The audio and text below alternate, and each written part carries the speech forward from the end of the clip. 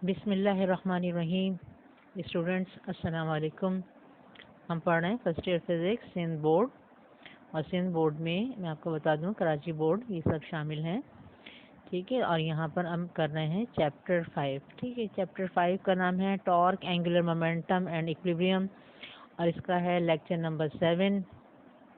और हम करेंगे इसमें आज टेक्स्ट बुक के न्यूमेरिकल्स 1, 2 एंड 3। ये न्यूमेरिकल्स हैं सेंटर ऑफ मास के। सेंटर ऑफ मास मैं आपको पढ़ा चुकी हूँ, सेंटर ऑफ मास भी हम पढ़ चुके हैं प्रीवियस लेक्चर्स, आप देख लीजिएगा। उसमें हमने देखा था कि सेंटर ऑफ मास क्या होता है और सेंटर ऑफ ग्रेविटी क्या होता है। ये तो सेंटर ऑफ मास के न्यूमेरिकल है। इसकी एग्जाम्पल हमने की थी जब सेंटर ऑफ मास पढ़ा था कि किस तरह से एक शेप का, जैसे कोई आपके पास ट्राइंगल है या स्क्वायर है, आप उसका किस तरह सेंटर ऑफ मास मालूम करते हैं। अब हम कर रहे हैं बुक की प्रॉब्लम। बुक का जो है प्रॉब्लम नंबर 1 है, locate the centre of mass of a system of particles each of mass m arrange to correspond in position to the 6 corners of a regular planar hexagon. Hexagon है और regular hexagon है। इसका मतलब है कि hexagon क्या होता है, जिसकी 6 साइड्स होती हैं, और रेगुलर का मतलब है कि 6 साइड्स हैं इक्वल हैं, ठीक है, एक प्लेन में, ठीक है। रेगुलर हेक्सागन है। इसके कितने कॉर्नर्स होंगे? 6 कॉर्नर्स होंगे। 6 कॉर्नर्स पे ये कह रहे हैं कितने 6 पार्टिकल्स हैं, ठीक है। और उन सब का मास जो है वो m है, ठीक है। और हमें बताना है इस हेक्सागन का सेंटर ऑफ मास कहाँ है, ठीक है। अब यहाँ पे क्या होता है, जब हमें कोई ऐसी शेप दी जाती है तो हम उस शेप को ड्रॉ करते हैं, और ड्रॉ करते हैं कहाँ पर, अगर ये, ठीक है, 2 डायमेंशनल है तो एक्स वाई प्लेन में हम ड्रॉ कर लेते हैं।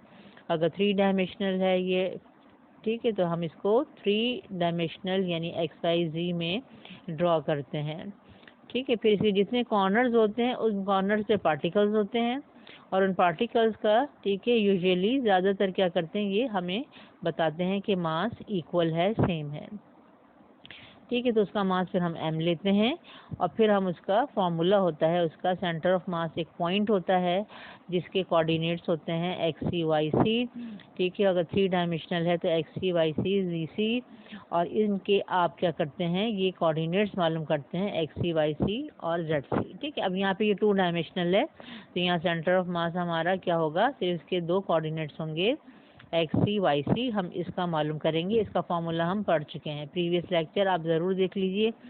यहाँ पे अब देखिए हम डाटा बनाते हैं, तो डाटा में हम क्या लिखते हैं, सबसे पहले मास ऑफ पार्टिकल, ठीक है। अब कितने हमारे पास 6 पार्टिकल्स हैं 6 कॉर्नर पे, तो हम 6 तक लेके जाएंगे अपना data. m1 is equal to m2 is equal to m3 is equal to m4 is equal to m5 is equal to m6 is equal to m, ठीक है। सबका मास इक्वल है, m के इक्वल। तो हम यहाँ पर जब फॉर्मूला लिखेंगे उसमें m1 m2 इन सब की जगह हम क्या लिखेंगे, m लिखेंगे, ठीक है। अब मैंने क्या किया है, ये जो रेगुलर हेक्सागन है इसको मैंने एक्स वाई प्लेन में ड्रॉ किया है, ठीक है। ये एक्स एक्सिस है और ये, ठीक है, वाई एक्सिस है, ठीक है। और ये इसका क्या है, ये ओरिजिन है, ठीक है, ये इसका सेंटर है हेक्सागन का। अब ये देखें 6 कॉर्नर्स हैं, ठीक है, ये मैंने नंबरिंग की है, ये 1, ये 2, 3, 4, 5, 6, ठीक है। अब यहाँ पे मैंने पार्टिकल्स लिए हैं, ठीक है, इस पॉइंट पर, ठीक है, ये आपका फर्स्ट पार्टिकल है, इसका मास m1 है, इसका मास m2 है, ठीक है। इस पर मास है m3, यानी ये जो पार्टिकल इसका मास m3 है। यहाँ जो पार्टिकल इसका मास m4 है, इसका मास m5 है, और इसका मास m6 है। 6 कॉर्नर से 6 पार्टिकल हैं, ये इनके मासेज हैं, और सबके मास बराबर है m है। अब हमें उसके बाद क्या करना होता है, जब हम इसको ड्रॉ कर लेते हैं रेगुलर हेक्सागन को, या कोई भी शेप होती है, आप उसको एक्स वाई प्लेन में ड्रॉ कर लेंगे, और आप कहीं पे भी ड्रॉ कर सकते हैं। जैसे मैंने तो यहाँ पे इसका सेंटर ओरिजिन लेके ड्रॉ किया है, अगर आप यहाँ के बजाय फर्ज करें यहाँ कहीं ड्रॉ कर लें, ठीक है, इस तरह से ऐसे ऐसे करके ऐसे ऐसे ऐसे, ठीक है, इस तरह ड्रॉ कर लें तो इसका फिर सेंटर यहाँ कहीं आएगा। अब यहाँ पे देखें कि हम इसका सेंटर ऑफ मास कैसे मालूम करते हैं। इसमें देखें सबसे पहले हमें ये जो पार्टिकल्स हैं इनकी पोजीशन मालूम करनी होती है, यानी इनके कोऑर्डिनेट्स क्या हैं, x1 y1, x2 y2, x3 y3, x4 y4, x5 y5, x6 y6। अब यहाँ पे ये देखें कि ये पहला पार्टिकल है m1 जिसका मास है, इसकी जो पोजीशन है वो है x1 y1। ठीक है, अब यहाँ पे हम देख लेते हैं और आगे मैंने उसको लिखा हुआ भी है। ठीक है, तो अब x1 y1 देखें क्या है, ये मैंने ये देखें लिया है 1 2 3 4 5 6 7, ये 7 है और ये x एक्सिस पर लाई कर रहा है। इसका मतलब है कि ये होगा। ठीक है, इसके कोऑर्डिनेट्स क्या होंगे 7 और 0। ठीक है, x1 7 और y1 0। ठीक है, इस तरह से इसका देखें, इसकी पोजीशन क्या होगी। ठीक है, इसके कोऑर्डिनेट्स होंगे x2 y2। अब ये देख लें, ये है 3। ठीक है, x कोऑर्डिनेट और ये क्या है 4। ठीक है, x कोऑर्डिनेट 3 होगा, y कोऑर्डिनेट 4 होगा, तो x2 y2 क्या हो गया 3 4। ठीक है, इसका 3 पार्टिकल देखें। ठीक है, इसके देखें ये है -3 और ये है 4। ठीक है, यानी x3 y3 क्या होगा -3 और 4। इसको देखिए आप, इसका क्या है आपके पास 4 पार्टिकल -7 और ये x एक्सिस पे लाई कर रहा है, y कोऑर्डिनेट 0 होगा, तो ये हो गया -7 0। इसको देखें आप। ठीक है, ये x कोऑर्डिनेट -3 और y कोऑर्डिनेट -4, तो ये हो गया x5 y5 -3 -4। 6 को देखें आप, ये 3। ठीक है, और ये आपके पास क्या है -4, तो ये हो गया आपके पास x6 y6 3 -4। ठीक है, ये सारे आपने क्या करना है लिखने होते हैं। अब ये देखें मैंने डाटा में ये लिखे। ठीक है, position of m1, position of m2, position of m3। अगर आप यहाँ पे ठीक है टाइम सेव करने के लिए ये नहीं भी लिखें पोजीशन ऑफ m1 m2 3 और आप सिर्फ ये लिख दें x1 y1 = 7 0, x2 y2 = 3 4, x3 y3 = -3 4। ठीक है, x4 y4 = -7 0, x5 y5 -3 4, x6 y6 3 4। ठीक है, तो इतना भी लिख दें तो काफ़ी है। अगर आप ये नहीं भी लिखें पोजीशन ऑफ m1 m2 तो ये ठीक है ज़रूरी नहीं है। अब हमने सारे कोऑर्डिनेट्स लिख दिए। अब हमारे पास देखें हम सेंटर ऑफ मास जो है CM क्या है, सेंटर ऑफ मास, इसके कोऑर्डिनेट्स होते हैं x3 y3, C for centre of मास है, इसको हमें मालूम करेंगे।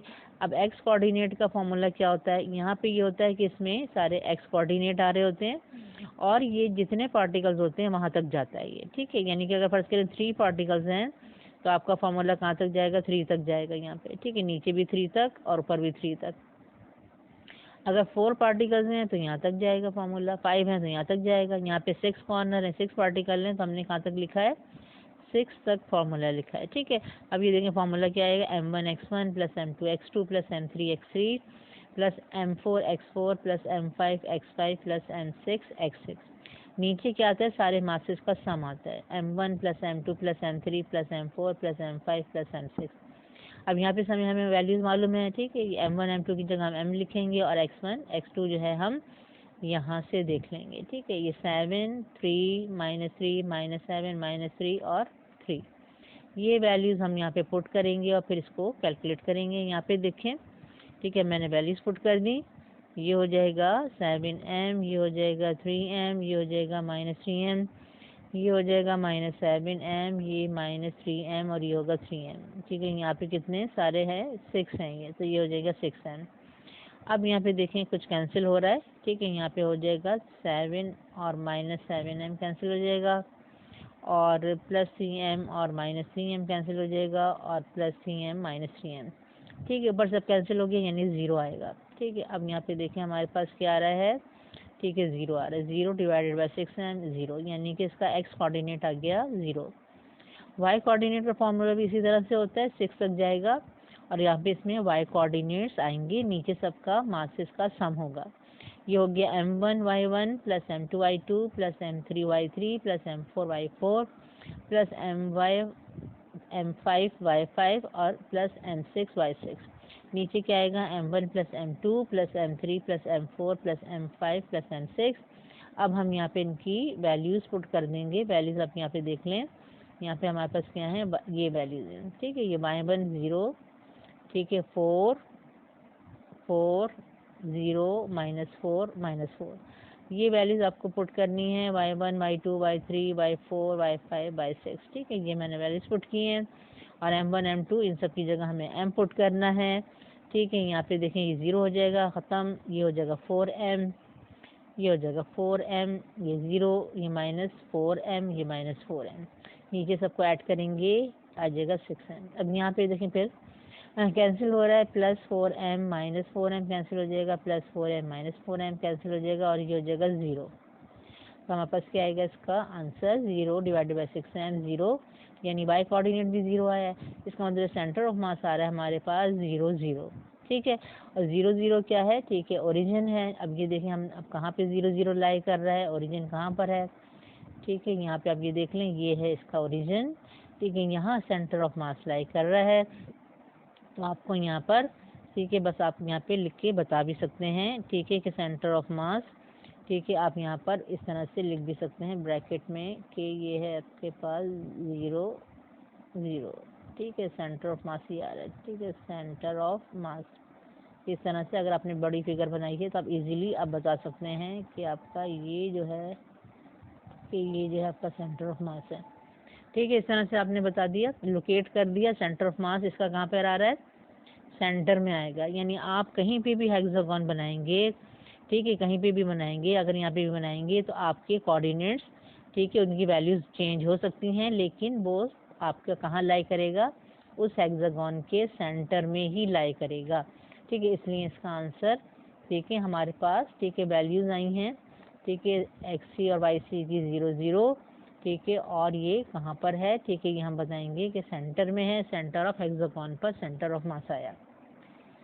सेकंड प्रॉब्लम है हमारे पास बुक का, find the position of centre of mass of 5 equal mass particles located at the 5 corner of the square based right pyramid with sides of length L and altitude h। अब pyramid क्या होता है आप अब ये देख लें पहले, ठीक है। पिरामिड जो होता है इस तरह की अब शेप होती है, ठीक है। ये जो बेस होती है इसकी डिफरेंट शेप्स होती हैं और इसी से इसका पिरामिड का नाम होता है। यानी कि बेस अगर स्क्वायर है तो इसको कहेंगे स्क्वायर बेस पिरामिड, ठीक है।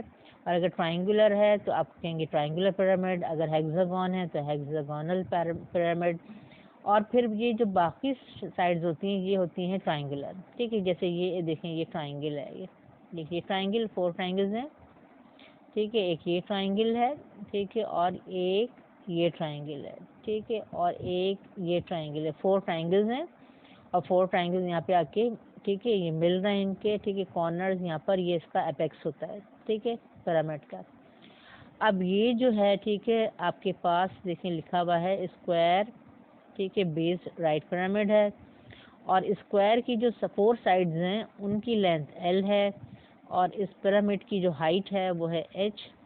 और इसके कितने कॉर्नर्स हैं, इसके 5 कॉर्नर्स हैं और 5 कॉर्नर्स पर 5 इक्वल मास के पार्टिकल्स हैं, यानी 5 पार्टिकल है उनका मास सेम है।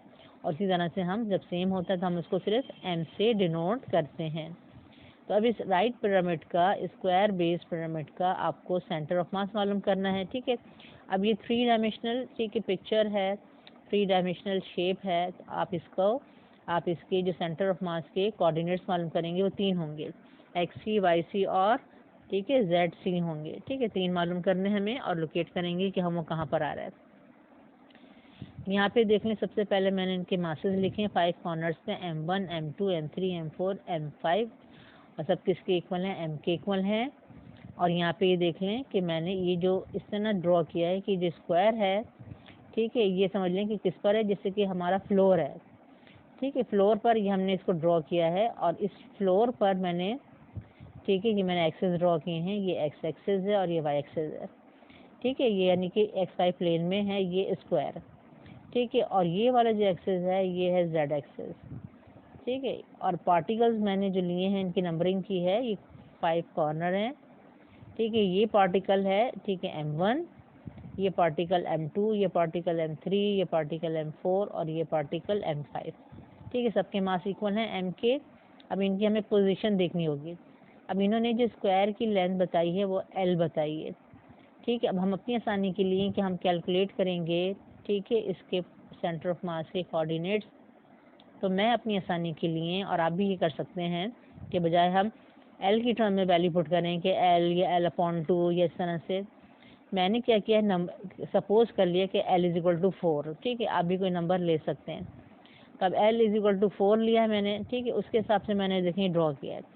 L 4 का मतलब है कि ये पूरी जो लेंथ है स्क्वायर की एक साइड की ये 4 के इक्वल है, ठीक है, ये भी 4 के इक्वल है, ये भी 4 के इक्वल है और ये भी 4 के इक्वल है।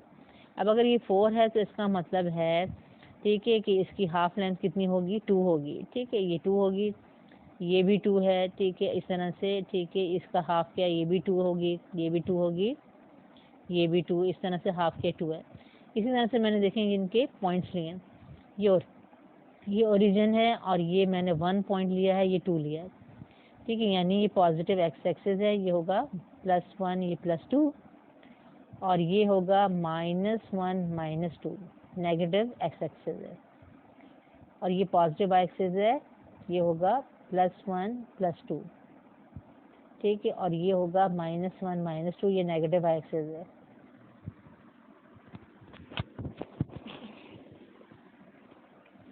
ठीक है, और यहाँ पर ये z एक्सिस है, ये पॉजिटिव z एक्सिस है, और यहाँ पे ये है 1 2 3 4 5, ठीक है। वैसे मैंने 5 लिया है, लेकिन इन्होंने हमें हाइट बताई है पिरामिड की h, तो यहाँ से लेके यहाँ तक ये पूरी हाइट जो है पिरामिड की ये h है, ठीक है, तो हम इसको h लेंगे, ठीक है, ये h लेंगे और बाकी हम इसमें नंबरिंग करेंगे।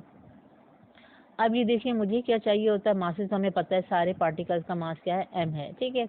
अब हमें इनकी जो कॉर्नर के पार्टिकल्स हैं इनका हमें पोजीशन चाहिए, यानी x y1 और x2y2 x3y3 और x4y4 किसके इक्वल है, ठीक है।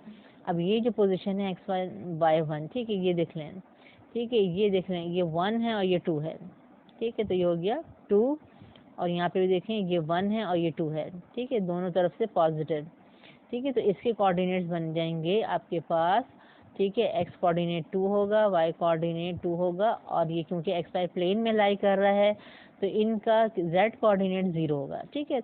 ये जो 1 2 3 4 ये जो पार्टिकल्स हैं जो कि स्क्वायर पर हैं, ये पूरा स्क्वायर x y प्लेन में है, तो इसमें सबका z कोऑर्डिनेट 0 होगा, ठीक है। अब देखिए मैंने यहाँ पे लिखा हुआ भी है, ठीक है, लेंथ जो है, ठीक है, क्या है, of side of square l मैंने 4 लिया है, हाइट ऑफ पिरामिड h है, और पोजीशन जो है m1 की, अब देखिए मैंने क्या है x1 y1 z1, ये आ रही है हमारे पर 2 2 0, ठीक है। इस तरह आप देखें, इसको देखें, ये आपके पास कहाँ पर आ रहा है, ठीक है, ये x का 1 और ये 2, ये -2, ठीक है, और y का +1 +2, तो ये हो जाएगा -2 और 2 0, ठीक है, ये कोऑर्डिनेट्स आएंगे इसके, ठीक है, -2 2 0, ठीक है।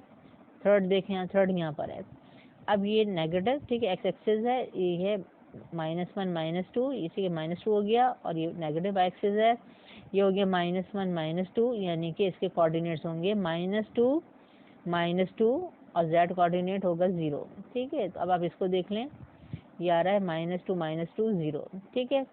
अब हम देखें 4 कहाँ पर है, 4 ये लाई कर रहा है, ये देखें ये पॉजिटिव एक्स एक्सिस है, ठीक है, तो ये आएगा +1 +2, ठीक है, इसका हो गया +2, ये नेगेटिव वाई एक्सिस है, तो ये होगा -1 -2, ठीक है, -2 और z कोऑर्डिनेट 0, यानी इसके कोऑर्डिनेट्स बनेंगे 2, ठीक है, -2 और 0, ठीक है। अब यहाँ पे ये देखें हमारे पास बन रहे हैं ये, ठीक है, 2 -2 0, ठीक है। लास्ट पॉइंट जो है, अब इसको देख लें आप, ये पर है, ठीक है, इस पार्टिकल का, ठीक है, इस पोजीशन क्या है, यानी कि x5 y5 और z5, अब ये लाई कर रहा है किस पर, अलोंग z एक्सिस पर लाई कर रहा है, इसके x कोऑर्डिनेट y कोऑर्डिनेट 0 होंगे, ठीक है, और y कोऑर्डिनेट जो है, ठीक है, हमने क्योंकि कहा कि इसकी हाइट कितनी है पिरामिड की h है, तो ये यहाँ से यहाँ तक ये h है, ठीक है, तो हम इसको h लेंगे, तो इसके कोऑर्डिनेट बन जाएंगे 0 0 h, ठीक है। हम इसको, हमने वैसे नंबर दिए हैं 1 और 2 3 4 5 नंबर दिया है, लेकिन हम 5 नहीं ले रहे हैं क्योंकि इन्होंने हाइट बताई है h, तो हम यहाँ पे इसको h लेना है,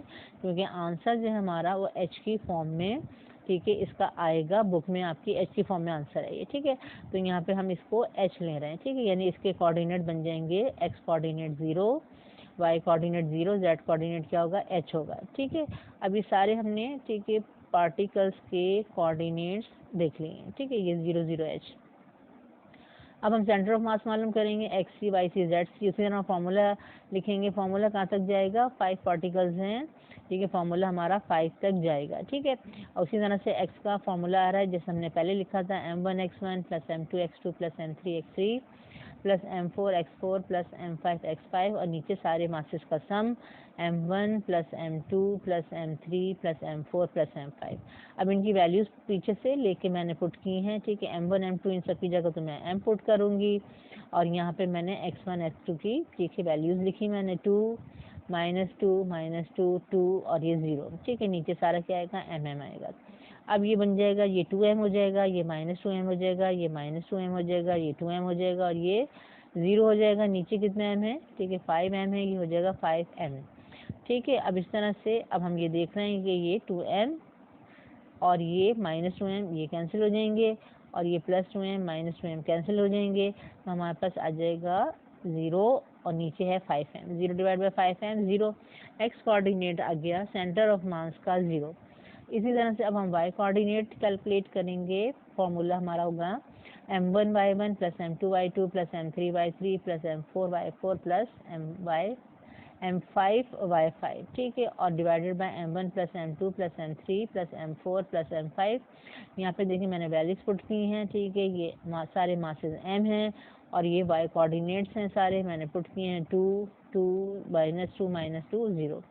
यहाँ पे क्या होगा, ये 2m हो जाएगा, ये 2m हो जाएगा, ये होगा -2m, ये -2m, ये 0, और नीचे जब आप सबको ऐड करेंगे ये आएगा 5m, ठीक है। यहाँ पे भी अब देखें कैंसिल हो रहा है, +2m -2m +2m -2m, ठीक है। तो यहाँ पे ऊपर 0 आ जाएगा, और ये होगा 0 divided by 5m 0। Y coordinate भी 0 आ गया। अब z कोऑर्डिनेट कैलकुलेट करना है, z कोऑर्डिनेट क्या आएगा, m1 z1 plus m2 z2 m3 z3 plus m4 z4 plus m5 z5 divided by m1 plus m2 plus m3 plus m4 plus m5, ठीक है। यहाँ सारी वैल्यूज पुट कर दें, ठीक है। अब ये सारे z1 z2 z3 z4 0 था, ये सारे 0 पुट किया है, z5 h था, ये मैंने h पुट किया है, नीचे सारे मासेस मैंने पुट कर दिए। ये 0 हो जाएगा, ये 0 हो जाएगा, ये 0 हो जाएगा, ये 0 हो जाएगा, 0 मल्टीप्लाई बाय एनी नंबर 0, और ये हो जाएगा, ठीक है, mh, और नीचे क्या होगा 5m, ठीक है। mh divide by 5m, mm cancel, और ये हो जाएगा h/5। h/5 का मतलब है 1/5 ऑफ h, यानी इसका z कोऑर्डिनेट कहाँ लाई कर रहा है, 1/5 ऑफ h पर लाई कर रहा है। अब हम सेंटर ऑफ मास के कोऑर्डिनेट्स लिख रहे हैं, एक्स की वाई सी जेड सी, ये आया 0 0 h/5, ये आपका आंसर आ गया है।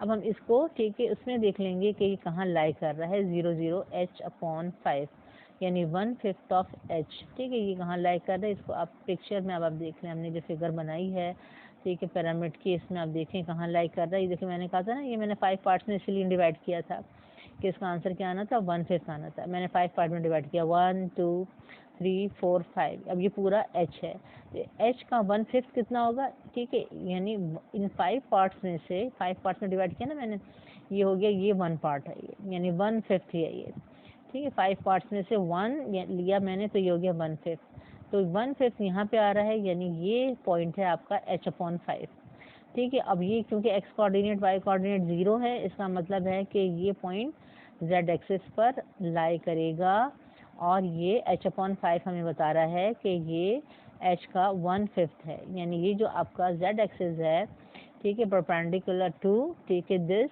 स्क्वायर, ये जो लाइन जा रही है, ठीक है, जो कि एपेक्स से इसके पास हो रही है, उसके 1/5 पर 1/5 ऑफ h पर यहाँ पर लाई कर रहा है सेंटर ऑफ मास। आप चाहें तो लिख सकते हैं, ठीक है, कि ये है आपका, ठीक है, सेंटर ऑफ मास। चाहें तो यहाँ पे कोऑर्डिनेट भी लिख दें, ठीक है, आपके सेंटर ऑफ मास के कोऑर्डिनेट्स हमारे पास क्या आ रहे हैं, 0 0, ठीक है, h/5। ये भी आप यहाँ पे लिख सकते हैं, अगर आपके पास जगह है तो लिख दें, ठीक है, वरना आप सिर्फ इस तरह से करके लोकेट कर सकते हैं, ठीक है। आंसर से ही पता चल जाएगा कि आपका सेंटर ऑफ मास कहाँ पर आया है। तो ये सेंटर ऑफ मास, हमने इस स्क्वायर बेस पिरामिड का सेंटर ऑफ मास मालूम कर लिया है। अब हम देखेंगे थर्ड प्रॉब्लम क्या है, ठीक है। ये थर्ड प्रॉब्लम है, problem number 3। The mass of the sun is 329,390 times the earth mass. ठीक है। अब यहाँ पे देखिए, यहाँ पे आपकी बुक में ऐसा लगता है जैसे पॉइंट है, लेकिन ये पॉइंट नहीं है, कॉमा है। ठीक है, इसको कॉमा कर लें। ठीक है, यानी 329,390 टाइम्स अर्थ मास। अर्थ सन का मास जो है अर्थ के मास का इतने टाइम्स है। आपको पता है ना कि सन बहुत बड़ा है अर्थ से, तो अर्थ का मास कम है और सन का मास ज़्यादा है। सन का मास इतने टाइम्स है अर्थ के mass. And the mean distance from the centre of the sun to the centre of the earth is 1.496, ठीक है, 10⁸ किलोमीटर। ठीक है, ठीक है। सेंटर ऑफ सन से सेंटर ऑफ अर्थ तक का डिस्टेंस, यानी हम ये कह सकते हैं कि सन का अर्थ से, ठीक है, सन से लेके अर्थ तक का डिस्टेंस वो है ये, और ये किलोमीटर में गिवन है। ठीक है। अब treating the earth and the sun as particles with each mass concentrated at the respective geometric center, how far from the center of the sun is the center of mass of the earth sun system? Compare with this distance with the mean radius of the sun. ये दिया हुआ हमें radius of the sun 6.9960 exponent 5 kilometre, ये भी kilometre में है radius of the सन। तो सबसे पहले हम आप क्या निकालेंगे, सेंटर ऑफ मास। और यहाँ पे हम इसके दो कोऑर्डिनेट्स हमें निकालने हैं, यानी एक्स कोऑर्डिनेट, वाई कोऑर्डिनेट। अब यहाँ पे देखिए, इससे पहले अभी आपने शेप का आपने पढ़ा था और आपने कहा था कि ये शेप होती है, इसके इतने एक्स वाई प्लेन में आप ड्रॉ कर लेते हैं, इसके जितने कॉर्नर्स होते हैं उतने कॉर्नर पे पार्टिकल्स होते हैं, पार्टिकल का मास आपको सेम दिया जाता है और फिर आप उनकी पोजीशन देखते हैं और फिर आप उसका उस शेप का सेंटर ऑफ मास मालूम करते हैं। अब यहाँ पे देखें, सेंटर ऑफ मास एक शेप नहीं है। आप अब किस तरह, आपके पास दो, ठीक है, आपके पास बॉडीज़ हैं, एक ये सन है और एक ये अर्थ है ये, ठीक है। इनको कहा है कि आप कंसिडर करें जैसे ये पार्टिकल्स हैं, यानी एक ये पार्टिकल है और एक ये पार्टिकल है। अब ये दो पार्टिकल मिलके एक सिस्टम बना रहे हैं, ठीक है, कोई भी शेप हो सकती है, ठीक है। आप समझ लें कि ये दो पार्टिकल हैं, ठीक है, एक कोई शेप है जिस पर, ठीक है, एक एंड पर एक पार्टिकल है जो कि सन है और दूसरे एंड पर, ठीक है, दूसरा पार्टिकल है जो कि अर्थ है। अब इस, ठीक है, ये जो आपके पास कोई शेप आ रही है, इसका सेंटर ऑफ मास कहाँ लाई करेगा, ठीक है। तो अब ये क्योंकि दो पार्टिकल से, ठीक है, आपके पास एक सिस्टम बन रहा है, तो इनका सेंटर ऑफ मास कहाँ लाई करेगा, ठीक है, अब लाई करेगा on the line joining the centre of the sun and centre of the earth. ये जो लाइन है from the centre of the sun से सेंटर ऑफ द अर्थ तक, यहाँ से लेके यहाँ तक, इसी पर सेंटर ऑफ मास लाई करेगा, ठीक है। अब हम क्या करते हैं, जैसे हमने कहा था कि हम शेप बनाते हैं एक्स वाई प्लेन में, तो यहाँ पे भी मैंने एक्स वाई प्लेन लिया है, ये एक्स एक्सिस लिया है मैंने और ये वाई एक्सिस लिया है, ठीक है। और ये क्या है, एक्स वाई एक्सिस का ये ओरिजिन है, ठीक है। इसके कोऑर्डिनेट्स क्या हैं, 0 0 हैं।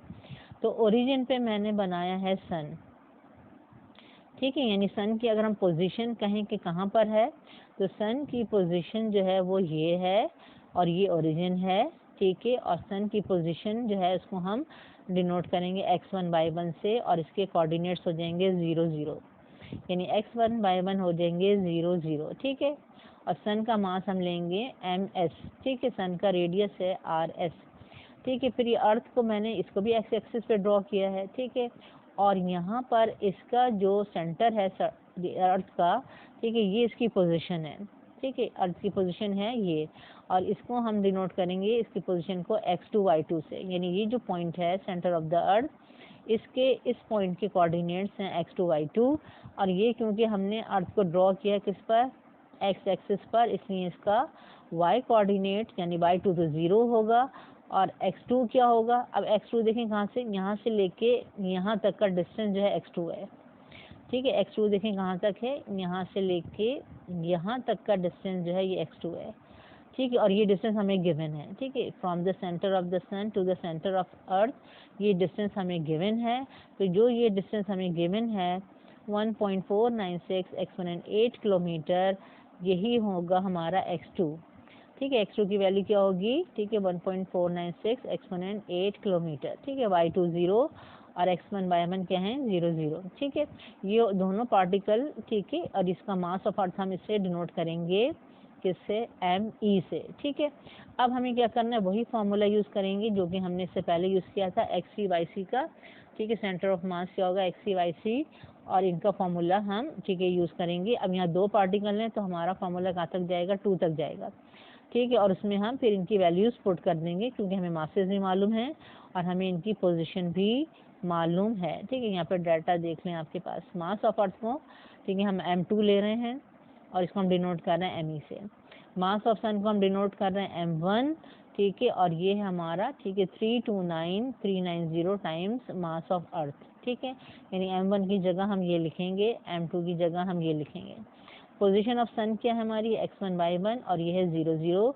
और पोजीशन ऑफ अर्थ क्या है, x2 y2 और ये है 1.496, एक्सपोनेंट 8 किलोमीटर, ठीक है 0, ठीक है। अब हम इसका कैलकुलेट करेंगे centre of mass X C Y C. X coordinate, इसका फॉर्मूला देखें 2 तक जा रहा है, 2 पार्टिकल्स हैं, इनका फॉर्मूला क्या आएगा देखें, m1 x1 plus m2 x2 divided by m1 plus m2। m1 ठीक है मास ऑफ सन, ठीक है, ये कितना है 329390 मास ऑफ अर्थ, और x1 ठीक है हमने देखा 0 है, m2 मास ऑफ अर्थ, और x2 क्या है 1.496 एक्सपोनेंट 8, ठीक है। फिर mass of sun 329390 mass of earth, m2 क्या है मास ऑफ अर्थ, ठीक है। अब ये देखें 0 से मल्टीप्लाई हो रहा है, ये पूरा 0 हो जाएगा, ये क्या होगा, ये होगा ठीक है 1.496 एक्सपोनेंट 8 me, और ये कितना होगा, ठीक है, इसमें 1 me ऐड कर लें तो 1 यहाँ आ जाएगा, ये हो जाएगा 329391 me, ठीक है। अब इसको देखें क्या आ रहा है, ठीक है, ये आ गया आपके पास, ये आ गया आपके पास, me कैंसिल हो जाएगा, ठीक है, me कैंसिल हो जाएगा। अब आप ये करेंगे, इस नंबर को इस नंबर से डिवाइड करेंगे, आपके पास आएगा ठीक है 454.17। अब ये डिस्टेंस भी किलोमीटर में था और ये भी आपके पास, ठीक है, ये डिस्टेंस आपका किलोमीटर में था, तो ये आपके पास आंसर आएगा किलोमीटर में, यानी एक्स कोऑर्डिनेट जो आपका किलोमीटर में आ रहा है 454.17 किलोमीटर, क्योंकि ये किलोमीटर में डिस्टेंस था और हमने किलोमीटर को मीटर में चेंज नहीं किया था, ठीक है। अब एक्स कोऑर्डिनेट आ गया इसका सेंटर ऑफ मास का। वाई कोऑर्डिनेट देख लें, m1 y1 plus m2 y2 divided by m1 plus m2, ठीक है। यहाँ भी इनकी वैल्यूज पुट करते हैं हम, ठीक है। Mass of sun 329390 mass of earth, ठीक है, ये आपके पास y1 0, ठीक है, मास ऑफ अर्थ यानी कि m2, और ये आपके पास आ गया y2 0, ठीक है। फिर ये आपके पास आ गया m1 और ये आ गया m2, ठीक है। इन दोनों को ऐड करेंगे वही आएगा आपके पास 329391 329391 me, ठीक है, me ऐड हो रहा है me होगा, ये 0 से मल्टीप्लाई होकर 0 हो जाएगा, ये 0 से मल्टीप्लाई होकर 0 हो जाएगा, और यहाँ पे 0 आएगा। अब 0 डिवाइडेड बाय एनी नंबर 0 होता है, तो ये आंसर आ गया 0, यानी y कोऑर्डिनेट हमारा 0 आ रहा है। तो सेंटर ऑफ मास आ रहा है हमारा, एक्स कोऑर्डिनेट आ रहा है 454.17 किलोमीटर, और y कोऑर्डिनेट आ रहा है हमारा 0।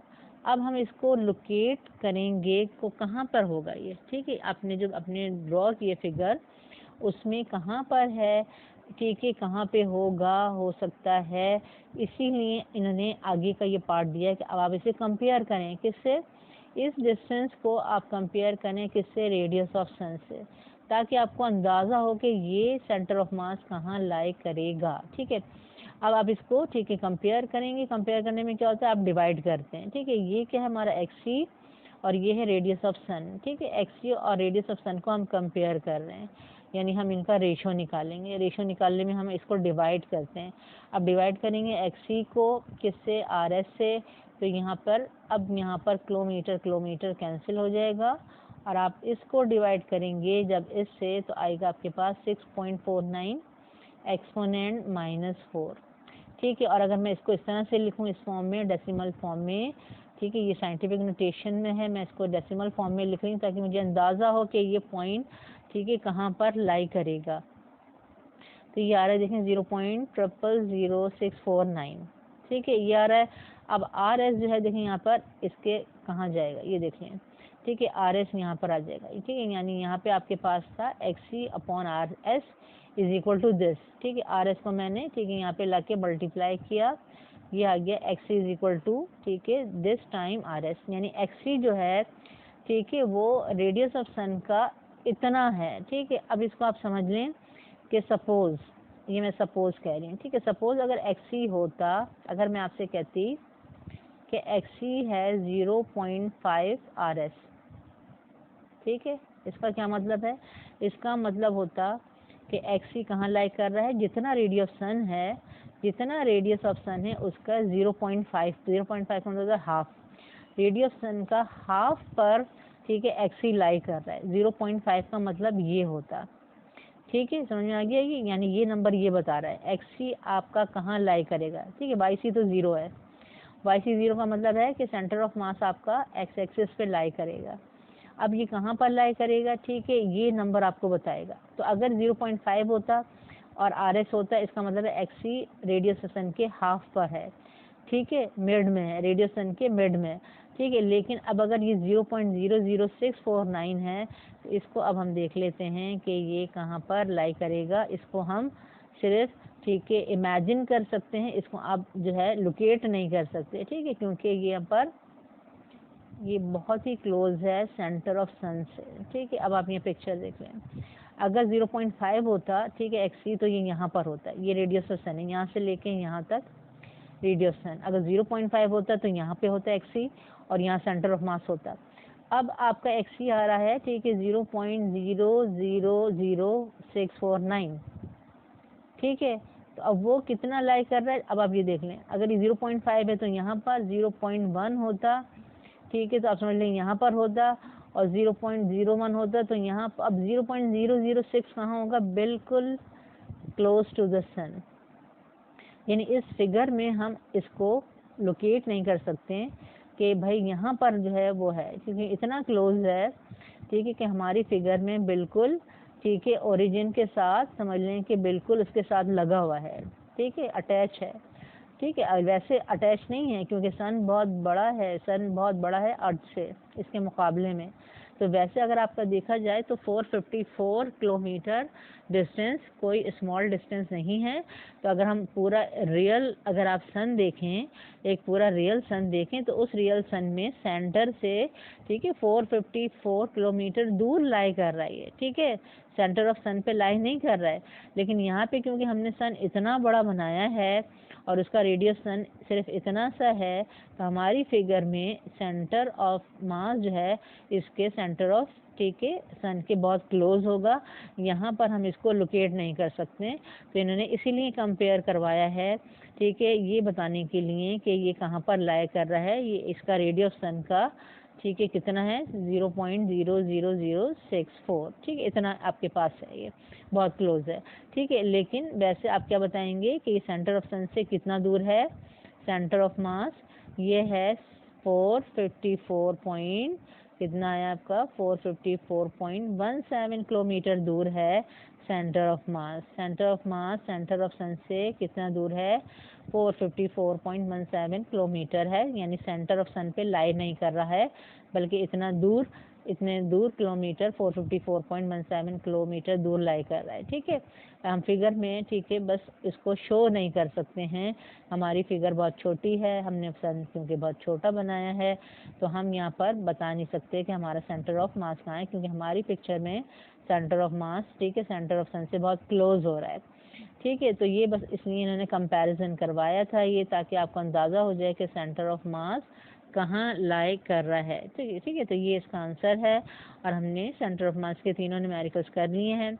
इस दफ़ा आपका जो पेपर, ठीक है, आने वाला है उसमें रिड्यूस सिलेबस है, इसमें centre of mass, centre of gravity included नहीं है। इसलिए ये तीनों प्रॉब्लम जो हैं अब आपके इस साल के एग्ज़ाम के लिए इंक्लूडेड नहीं है, यानी इस साल नहीं आ सकते। लेकिन वैसे हर साल जो हैं, ठीक है, ये आ सकते हैं। लेकिन उसमें भी आपके पेपर में आपने देखा होगा कि डायग्राम वाला कोई न्यूमेरिकल नहीं आता है, कि जिसमें आपको डायग्राम बनानी हो या फिगर आपको गिवन हो।